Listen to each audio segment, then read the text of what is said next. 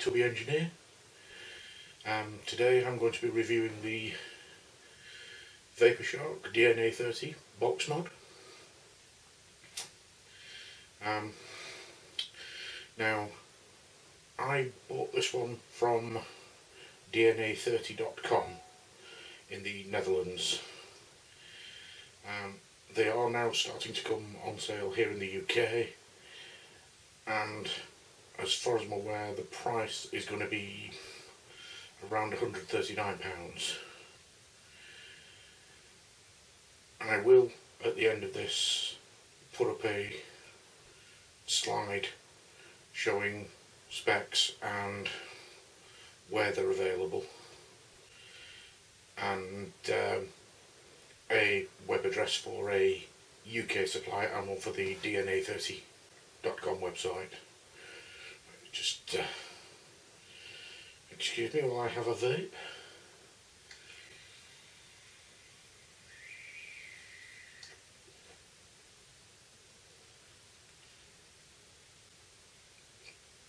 Turn it down a little bit. Right, well, this is the Vaporshark DNA 30. It's a DNA 30 chip box mod, and it's in an anodised die-cast aluminium shell.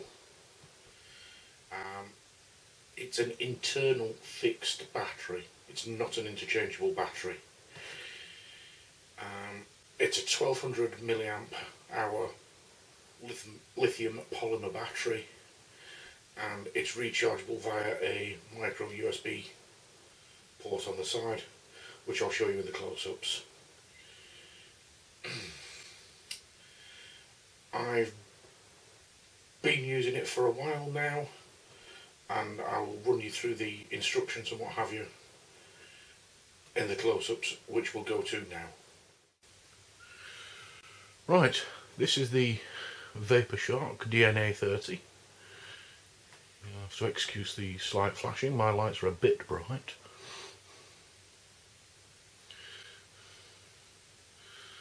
That's the display there. Right, the first thing you'll notice is that this is a anodised aluminium case it's in. The Vaporshark logo is printed on. I'm not sure how long it'll last. If you see here at the bottom, there's a little micro USB port. You just get that up close to the camera.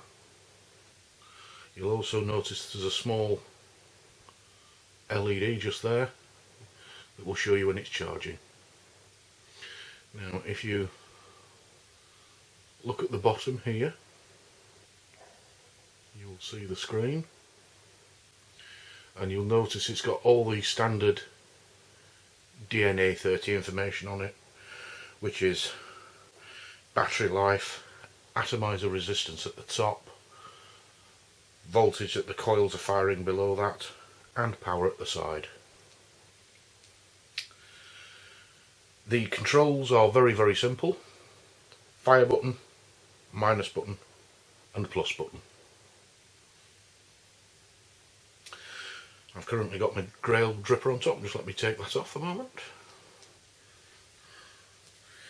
Give it a wipe to get the e-liquid off. There you go.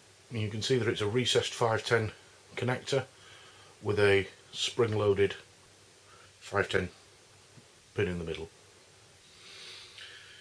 Now, to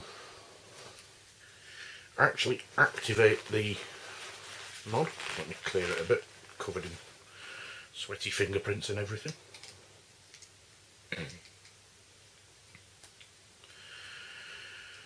To activate the mod, you'll find it comes locked in a 5-click mode. So 1, 2, 3, 4, 5. And it will unlock. You can then press the fire button, you hear it firing away there. Now when it fires, you'll notice that it shows the atomizer resistance at the top and the voltage it's firing the coil at below that. To the right is the power. Now you'll see I've currently got it in power locked mode. To get it out of power locked mode, you simply press the plus and minus keys at the same time, and it actually tells you that on the display. You can then adjust the power down. Goes down to 7 watts and up to 30. If you hold the button, it will go up quickly, and it goes up in 0.1 volt steps. 0.1 watt steps, my apologies, and down in 0.1 watt steps. I'll just lock the thing again, back into locked. Now there are a couple of functions that you can use in combination with the locked mode. There's a stealth mode, which is accessed by pressing the fire and minus buttons.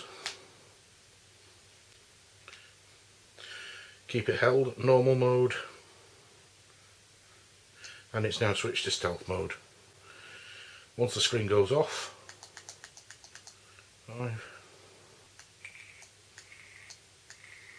fires without the display lighting up. Lock it again. 5. When you lock it, it will show on the display. Then press and hold. There's a stealth mode. Keep it held. Switches back to normal mode. While you're in locked mode, you can also change the orientation of this display from left mode to right mode. To do that, while it's in locked mode, press and hold the fire button and the plus button. It'll say left mode. Keep it held. It switches to right mode, and you can see the displays change around the other way.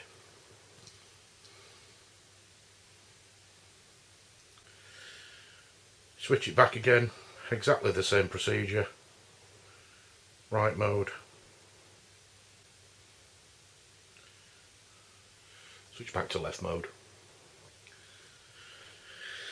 That's pretty much all there is to this. I won't take the cover off because really there's nothing inside that you would want to touch. It's basically a sealed unit and there's no need for you to mess with it. The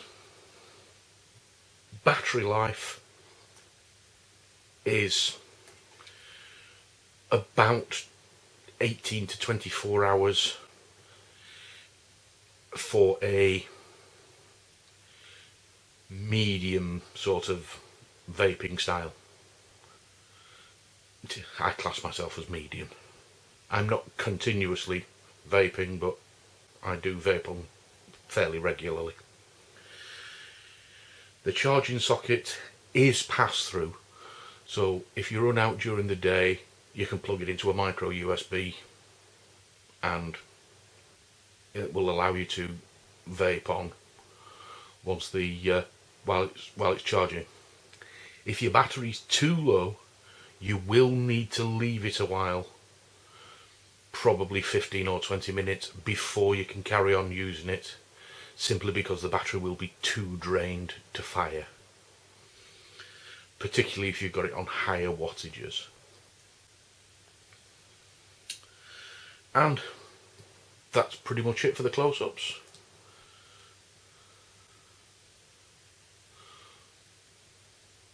Okay, so that's the close-ups. Now, as I said, I've been using this for a few days and battery life is perfectly adequate for your average vapor to use all day long. The USB is pass-through, so you can charge it through the day. if you need, and keep on vaping while you're charging. The instructions for the buttons, of which I showed you in the close-ups, are actually on the side of the box that it comes in. This is the box, and the instructions are on the side just here. For those of you interested in the size, that's also on the box, but it's 2.9 inches by 1.4 inch by 0.7 inches, and I'll put that in metric that everybody can understand again on the slide at the end.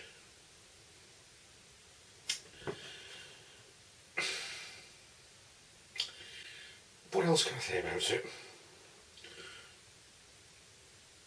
I like it. I've been using it as an everyday mod for the past few days.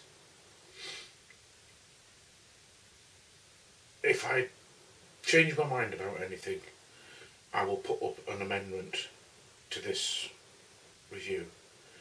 But my personal opinion, if you want a DNA 30 mod and you want something small that you can use every day and not something for blowing huge clouds, this is your one. If you want something that you can blow huge clouds and swap out the battery and blow more huge clouds, this isn't it. Get something either custom made or wait for one of the bigger tube mods where you'll be able to replace the batteries. Well, I hope that's helped you